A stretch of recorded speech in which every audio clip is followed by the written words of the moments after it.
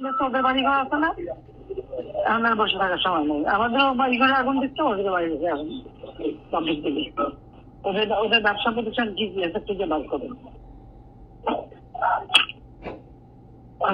আজকে আজকে তাদের একটাই কাজ, সব জায়গায় বসে থাকবে আর খালি আগুন দেবে। ওদের বাড়ি ঘর আছে না, আমার বসে থাকার সময় নেই। আমাদেরও বাড়ি ঘরে আগুন দিচ্ছে, ওদের বাড়ি ঘরে আগুন পাবলিক থেকে। ওদের ওদের ব্যবসা প্রতিষ্ঠান কি কি আছে খুঁজে বার করবে।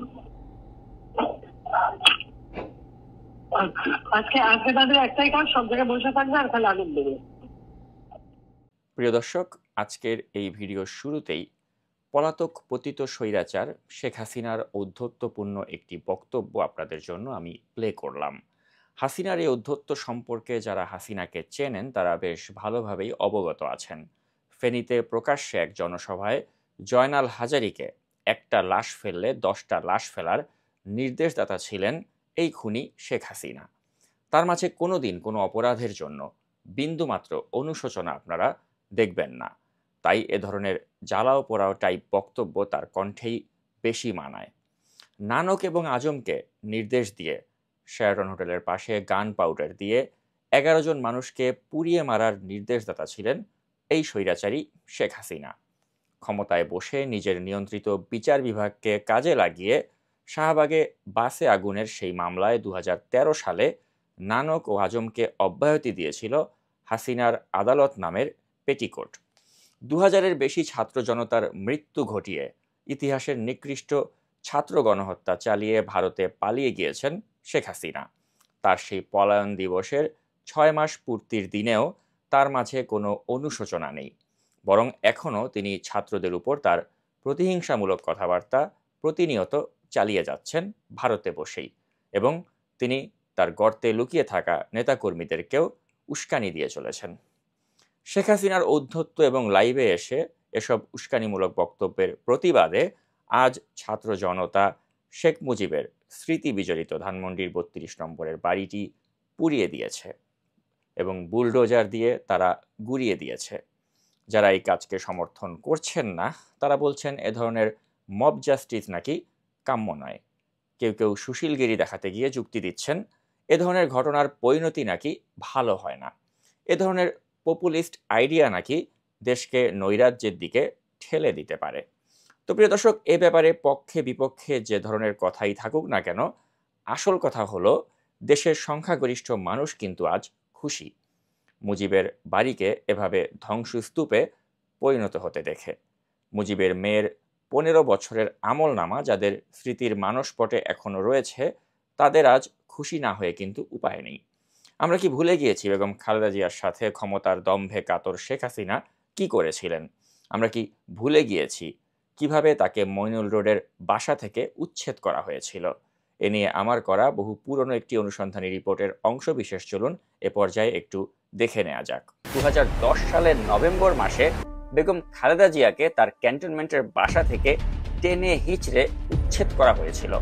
এই উচ্ছেদ অভিযানে সবচেয়ে বেশি গুরুত্বপূর্ণ ভূমিকা রেখেছিলেন যেই ব্যক্তি, তিনি হলেন এই কুখ্যাত মামুন খালেদ।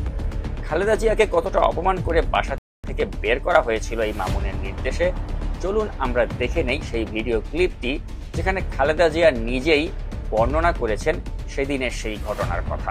দরজা ভেঙে, আমার বেডরুমের দরজা ভেঙে রীতিমাত্র ট্রেনে হিচড়ে তারা বের করেছে এবং এমনভাবে বলছে যে পুরুষ মানুষ এমনভাবে বলছে যে জোর করে ওনাকে উঠিয়ে নিয়ে আসেন, জোর করে দরকার হলে ওনাকে কোলে উঠিয়ে নিয়ে আসেন।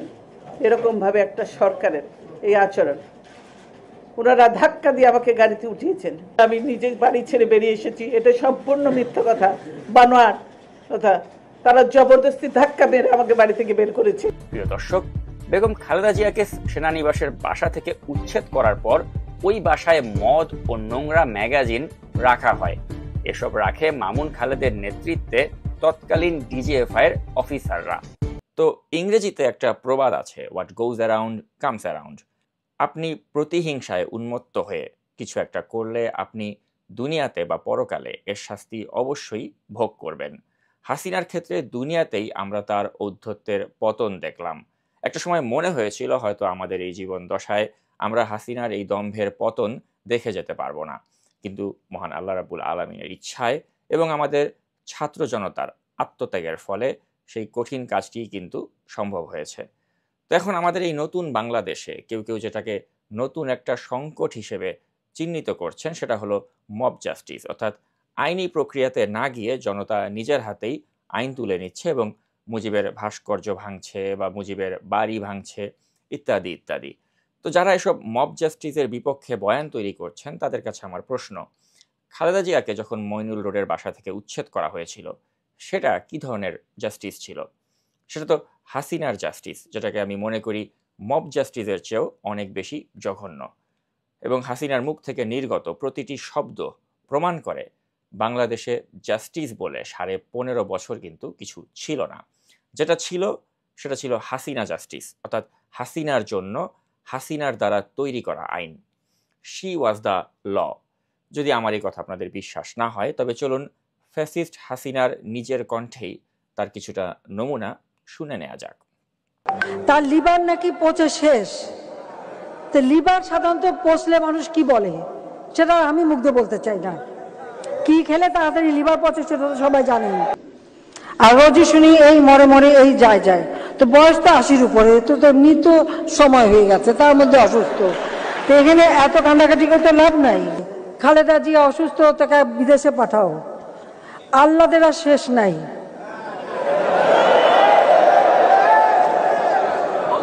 তো প্রিয় দর্শক, এই জঘন্য এবং কুরুচিপূর্ণ বক্তব্যগুলো শোনার পরেও এই অমানবিক মহিলার প্রতি বা তার মৃত পিতার প্রতি যদি আপনাদের কারো মনে বিন্দুমাত্র সিম্প্যাথি থেকে থাকে তবে ধরে নেওয়া যায় আপনি আতেল, অথবা অতিমাত্রায় সুশীল, অথবা আপনি আপনার নিজের পশ্চাৎ দেশে ঠিক এভাবেই আগুন লাগাতে ভালোবাসেন। কারণ হাসিনার মতো একটা ফ্যাসিস্টের প্রতি সহানুভূতি থাকা এবং নিজের পশ্চাৎ দেশে নিজে আগুন লাগিয়ে দেয়া একই কথা বলে আমি মনে করি। কারণ ও একটা কালো নাগিনী এবং আপনি যদি ওকে ভালোবাসা দেন ও আপনাকে বিনিময়ে সুযোগ পেলেই ছোবল দিবে।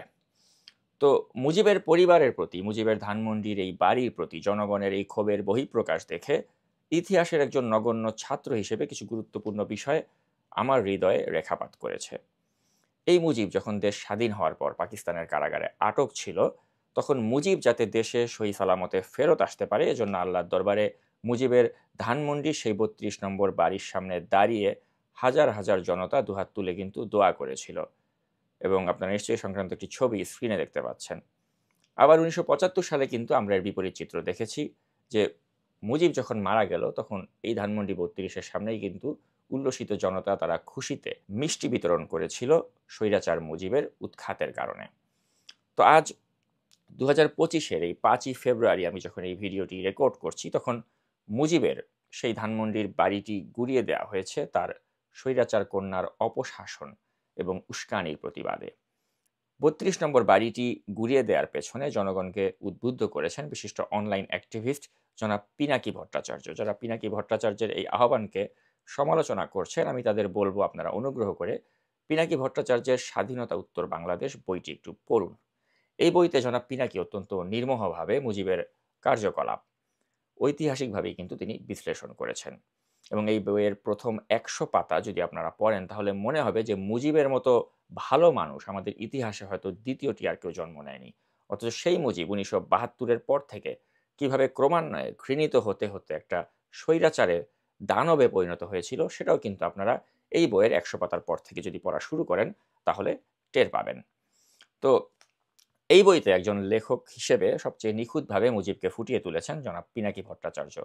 এবং যেই পিনাকির কলমের খোঁচায় মুজিবের জীবনের প্রকৃত কাহিনী এই বইতে নিখুঁতভাবে ফুটে উঠেছিল, সেই পিনাকিরই কিন্তু কিবোর্ডের খোঁচায় আজ মুজিবের বাড়ি জয় বাংলা হয়ে গেল।